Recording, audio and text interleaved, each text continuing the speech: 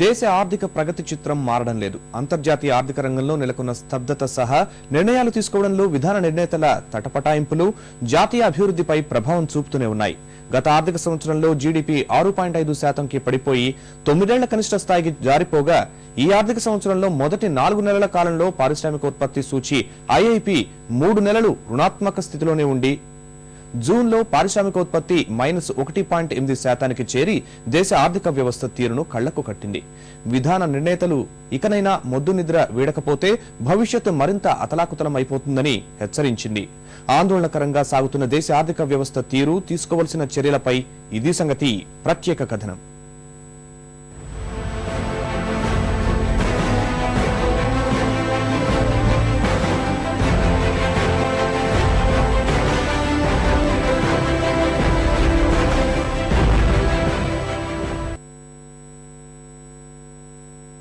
భారత ఆర్థిక వ్యవస్థకు సుస్థి చేసింది.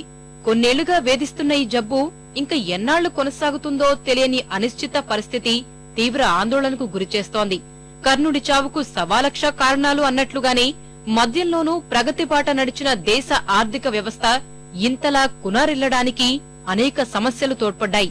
ప్రపంచ ఆర్థిక సంక్షోభం నుంచి కీలక విధాన నిర్ణయాల్లో ప్రభుత్వాధినేతల తడబాటు వరకు ప్రతి ఒక్కటి ఇందుకు కారణమయ్యాయి. భారత ఆర్థిక వ్యవస్థ ప్రమాద ఘంటికలు మోగిస్తూనే ఉంది. రోజులు గడుస్తున్న కొద్దీ ఇది మరింత తీవ్రమవుతోంది. ప్రస్తుత ఆర్థిక సంవత్సరం తొలి త్రైమాసికంలో పారిశ్రామిక వృద్ధి రేటు రుణాత్మకంలో దిగజారింది. జూన్లో పారిశ్రామికోత్పత్తి సూచి -1.8%కి చేరిందన్న ప్రభుత్వ లెక్కలే పరిస్థితి తీవ్రతకు అద్దం పడుతున్నాయి. గతేడాది ఇదే సమయంలో 9.8% ఉన్న ఐఐపి మైనస్లోకి వెళ్లడం కలవరం కలిగించే విషయమే. ఏప్రిల్ నుంచి జూన్ వరకు ఉన్న త్రైమాసికంలో పారిశ్రామికోత్పత్తి వృద్ధి రేటు కేవలం 0.1% మాత్రమే. గతేడాది ఇదే సమయంలో ఐఐపి వృద్ధి 6.5%గా ఉంది. ప్రధానంగా తయారీ, భారీ యంత్ర పరికరాల రంగాల్లో క్షీణత ఐఐపి ప్రతికూల వృద్ధి రేటుపై ప్రభావం చూపింది.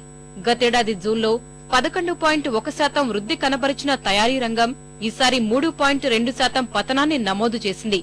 గతేడాది 38.7% వృద్ధి చెందిన ఉత్పాదక రంగం ఈసారి దారుణంగా 27.9% క్షీణించింది.